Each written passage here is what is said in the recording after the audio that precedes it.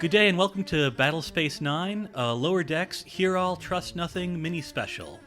I am Carl, and here are friends Jake and Ames. Hello. Welcome. Great to see you, Hey, Carl. Carl. Yeah, good to be back. An exciting week for fans of Deep Space Nine. I knew that they were going to Deep Space Nine, but I didn't know that Nana Visitor and Armin Shimerman were going to be on it. Yeah, that was a cool surprise. I've seen like 2 episodes of Lower Decks in the past. Yeah, we're all caught up on Lower Decks, so we know there is a very slight kind of build and arc, but I think most of the episodes are fairly standalone. Well, what did you think? What was your reactions? Oh boy. Well, here's the thing. Here's our thing on Lower Decks. Jake and I have been watching Lower Decks, kind of because we feel we have to, and not necessarily because we want to. But there's definitely good parts to Lower Decks, but I think it's so bogged down in they think humor is making references, and I find that exhausting. Every time an episode comes out, you see like many people will write like lists of all the Easter eggs that we saw in this week's episode of Lower Decks, and it's 15, like it's a full episode length list of just all the references that were made, and it's like, it's very BuzzFeedable, isn't it? Yeah, how about you just worry about the story and less about what you're reading in the background. It's hit or miss. Like sometimes it's good. Like the one joke that I really liked from the Deep Space Nine episode this week was the where they parodied the intro and had had the ship flying around the station and just keep circling. Yeah, just keep circling. Just keep circling. I thought that was a good joke, and that's fair. Yeah. I liked Dark and Stormy Stardate. That was clever, I thought. I think the sets of Deep Space Nine were like the best animated in this by far. Do you know what I mean? Yeah. No. They looked really good for an animated presentation. It's very clear that the animators are checking details, are looking back. They had a Karama ship for reasons, even though you see those things like once or twice in Deep Space Nine. It's like, I know that ship. Yeah, I have to say, on the topic of the Karama, though, I was actually a little disappointed that they didn't go out and get James Cromwell to reprise his role as the Karama leader. Well, they already had James Cromwell come back and be from Cochrane. That's true. Yeah, while he was in the sound Jeffrey booth. Combs. Yeah, exactly. Yeah. I mean, he was already... James Cromwell's been, like 3 people, I think? Or maybe even more on Star Trek? I think at least 3. I feel like Kira and Quark, they kind of took opposite tacks in sort of bringing them back. What was it like seeing Kira in this format? I mean, I have to admit, I fangirled for a hot second and was like, oh my god, they got Nana, and she's excellent, and her voice is still beautiful. I kind of loved the little rapport that she had with Shax the whole episode long. I thought that was a very that was great. That was a good for a running gag. That was a good running gag. Yeah, and it's I like that because so Shax is a character that's he's been on the show I think since the very beginning.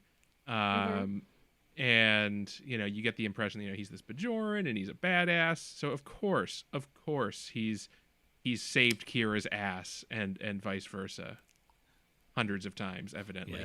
Yeah. I think for Kira, they did a good job. They were true to her character. They didn't make her into a joke. Whilst Quark, on the other hand, was kind of a caricature of himself a little bit, which I can't tell what I think about yet. Because you would think, Quark more comic by nature. Like in a way, he would fit into Lower Decks without much change at all. I like that he eats the computer chip at the end. He did strike me as the only cast member who might be able to eat a computer chip in live action. Seems like that seems like a bit that I would have seen like straight out of Who Mourns for Morn, right? Like where he was trying to hide from the various people trying to get Morn's money. If there was a computer chip in that episode, he probably would have tried to eat it. Both of their voices have obviously changed a little bit, as you would expect. But like the thing that I thought was dead on was like the intonations. I wish we could have had a really good like Quark Kira fight. We had a bit of it. And he was like, my principles, and she goes, you don't have principles. And for a minute, I was just right back there. Armin Shimerman's voice has clearly aged.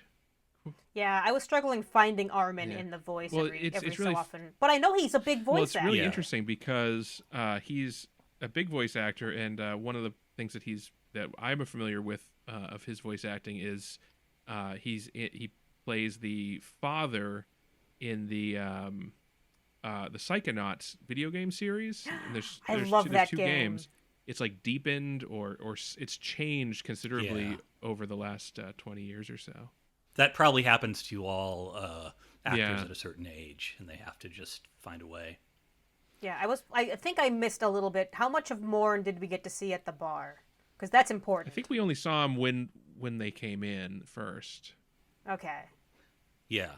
I think I saw him from the Yeah, back that's in a later scene. I was like, okay, good. As long as Morn's there, we're on Deep Space Nine. Just to touch on some of the regular characters, Beckett Mariner seems cool. I think she's I gotten see a she's lot getting better. started. I found her so abrasive in the first season because it was very, very clear that the writers wanted you to like her, even though they were making her kind of mean. Like, she's mean to her friends quite a lot. You're actually treating your friends poorly. Knock that off. And I'm coming around to Mariner an awful lot. So, And she better. part of the drama is like, I'm afraid I'm going to come off mean. Yep. Yeah, I like that. And I like Tawny Newsome. Tawny Newsome's a lot of fun. Oh yeah, I can tell.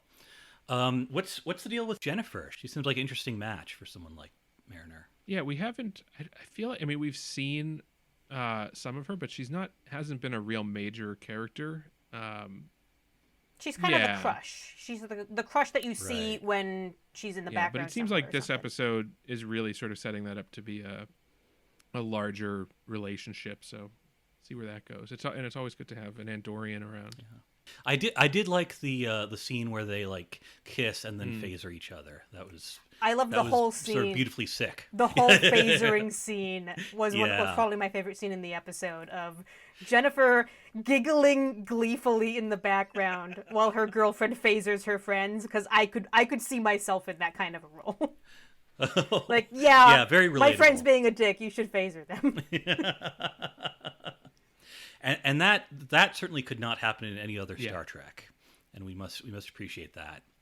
Rutherford was like I have become used to the trope that like the characters act like geeks in the way the fans are supposed to act like geeks, and it's like, all right, Those kind of jokes where they're walking down the promenade and pointing out all of the things that they're seeing, it's literally just a litany of references for the audience to note. It's like, oh, Yeah. right. the writers knew that, Jake liked to sit up on the upper deck. It's like, yeah, Yeah. you didn't really try for that joke. You just kind of listed, I don't know, you made a reference to a thing that people have seen. It's not, that in and of itself is not a good joke. Yeah.